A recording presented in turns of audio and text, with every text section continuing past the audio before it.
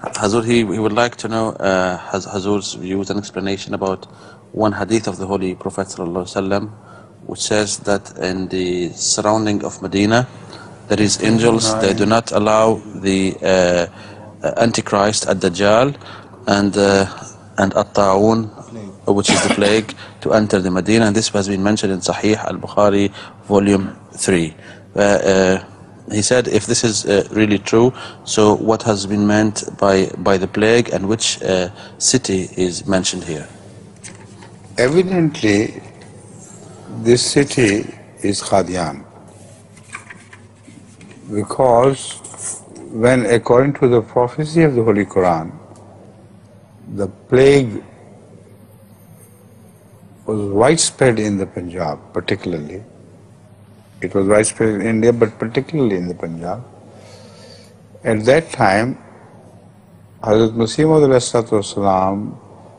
was promised by Allah that plague would not enter his house.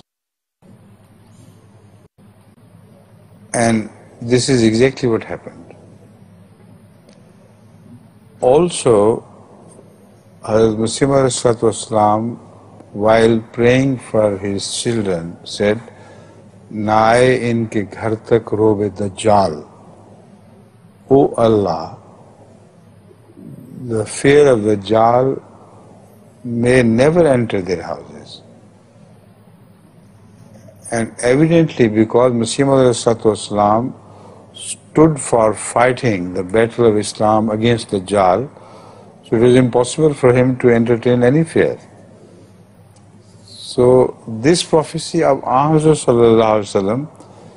is also applicable to Hazrat Masih Maud and Medina Qadian.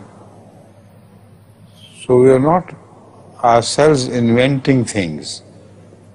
What we believe in with the strength of the Quranic evidence and with the strength of the facts of life as they appeared during the time of Masih Maud.